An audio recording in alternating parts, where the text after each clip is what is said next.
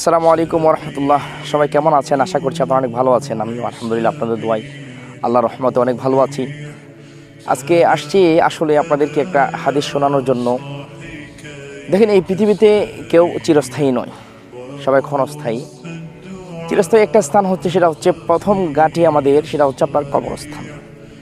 তো আল্লাহ রাসূল সাল্লাল্লাহু আলাইহি সাল্লাম বলেন যে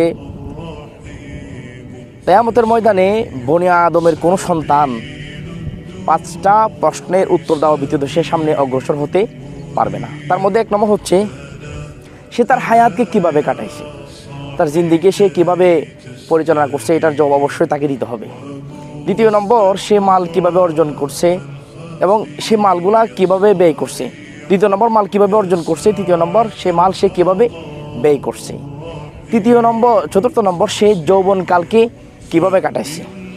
তারপরে 5 নম্বর হচ্ছে সে যে দ্বীনে ইলম অর্জন করছে বা দ্বীনের জ্ঞান তার মধ্যে যতটুকু ছিল অতটুকু অনুযায়ী সে কতটুকু আমল করছে। এই কথাগুলো রাসূল আকরাম সাল্লাল্লাহু আলাইহি ওয়াসাল্লাম আমাদেরকে জানাইছেন, যেন বনি আদমের সমস্ত সন্তানরা তারা সতর্ক হয়ে যায়, যাতে তারা তাদের আখিরাত সুন্দর করতে পারে। এই বিষয়ে তারা যেন সচেতন থাকে।